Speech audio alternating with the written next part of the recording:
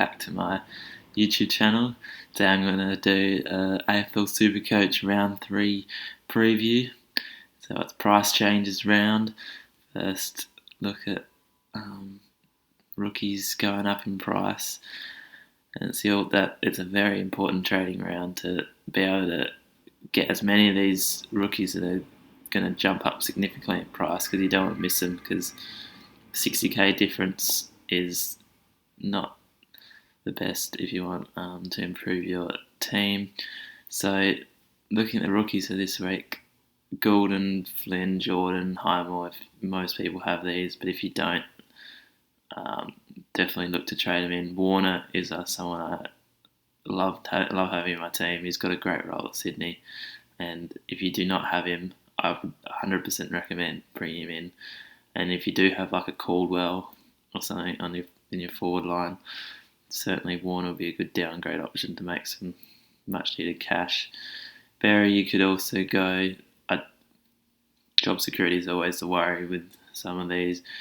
Rowe, even though he scored 19 last week, I feel like he's still a possible trade in. Meek, I probably wouldn't touch unless you have him. He did score a nice 82, but if you have the two big rucks and Flynn, I feel like that's good enough. But if you do have a Flynn and Meek, then I wouldn't be trying to trade in any of the rookies, because both the primo rucks have performed. But if you do have like a Draper or something going down to a Meek, if he's named, certainly a good option. Walker, I am not touching with a grain of salt, but anyone, it has shown that 2 140s back to back hasn't been against he hasn't been against the best defence that he could have, but he does look good, so I wouldn't take the punt. Took the punt on Rosie last year, did a similar thing, and he averaged 60 in the next 4 weeks, so it's up to you, but I wouldn't recommend. Campbell, a gun, love having him in my team. And MP is a possible option as well. On 23 this week, shows his ceiling. And again, another trade from possibly Caldwell.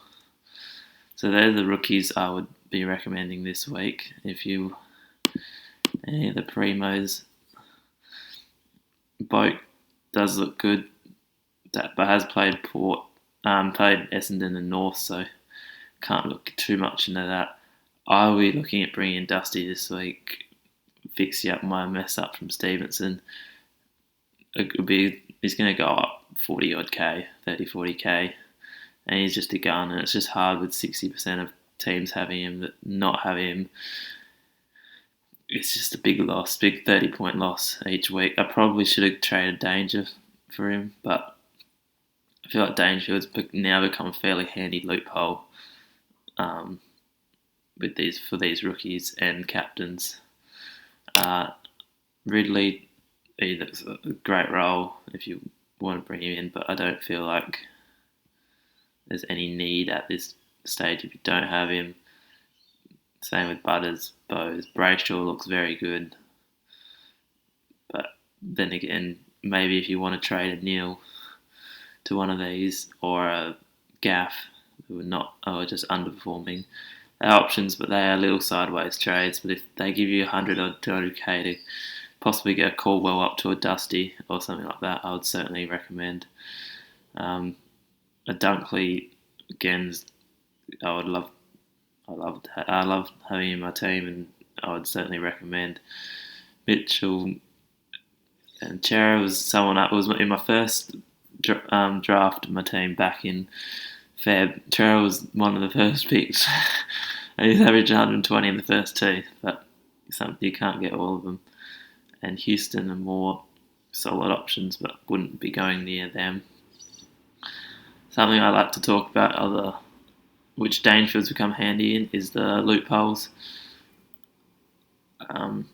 My rule is a 50% rule, so with these new emergencies, Dangerfield's excluded from this, but for example, Harry Sharp, who's being emergency, there's a chance that he could get the concussion sub and a medical sub, and he won't be able to take that loop and might play a corner and ruin that loop score. So my rule is if you're 50-50 with the player, you can play the loop if the loophole player is in between the games or not named emergency. If you have, like, for example, Highmore and Kaczynski, I'll probably play Highmore 75% of the time, so I'll be confident in playing Highmore on the field over Kaczynski, and if Kaczynski outscores him, so be it. But if you feel like it's a 50-50, not this week because Sharp's playing the first game, but in a couple of weeks' time where Sharp plays in the middle or near the end, you can risk a Highmore and then play a Sharp on the field. And if he does end up being the medical substitute, then you've said this was a 50-50. You can just swap Sharp with your other player and just hope not to lose too much. And Dangerfield's become a very handy link, especially with Phillips in the forward line for this week. I've just got free reign of moving back and forward, so I will be looping Jordan and Rowe pretty much. I can just take the best score out of the two. And then if none of them score, I can still play Brockman on the field by just moving Dangerfield onto it. So that's where Dangerfield's come in handy, and I'll be looping. It will also be handy looping Grundy, who's playing underman Brisbane Ruck. And so I feel like he looks good this week. I would also like to VC McRae, and I would also want to captain Gawn. So it's going to be tough. I actually hope Grundy goes boom, because then I have to make the decision of Gawn or McRae. Gawn's always the safer one for the week, being a ruckman. Ruckman, I feel, just safe, getting 4 points every hit out per advantage, and then they can rack up around the ground. They're just safety. So at the moment, I'm certainly going to go Grundy VC, and most likely Gawn as captain. And if Grundy does do very well, and Dangerfield will have to play, have to put him to C, I'll just take the best score out of Jordan and Rowe. Hopefully they're more than 50. If not, if Grundy's score isn't good enough, then I would go on looking at Gawn and McRae. But it's all about your choice, what you think is a good rookie score to a good captain score. I would probably take 190 combined, a captain and a rookie score, but other people might have different opinions. So that's my thoughts of this round and about loopholes. My team stays pretty solid with Laird, Daniel, Stewart, Short, Clark and Highmore. They're just even though they have not performed, especially Daniel specifically. Stewart, we still have 100, so I can't really complain. So that's just staying strong there. Midfield, hopefully Merritt can pick up his game. Taranto, I do not like his role playing forward. But I can't trade him out at this very moment. Dow with the outs of Jack Martin and Fisher, hopefully. That might push him up another 10 points, which I'll take. And these rookies are very solid and hope they continue.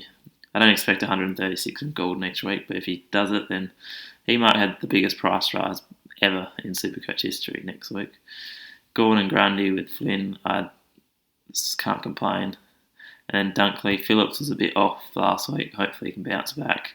Martin, who I am bringing in for Stevenson, I just don't want.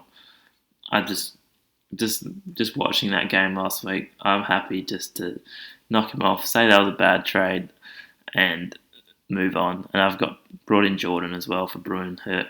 I think Jordan's going to go up 70 odd K. Bruin's not going to make more than 15. And Jordan looks fairly locked into that Melbourne side. And hopefully Zeeble, Danaher, Warner will make a bit of cash along with Rowe. And Scott and McNeil hopefully hold their spots. If they don't, they'll be handy loophole options if they're not picked as emergency. So everyone, good luck with your teams this week. Hopefully it's a better round than last round, and I'll see you Monday night, because there's a Monday afternoon game, for my review of this round. Thanks for listening. Please subscribe.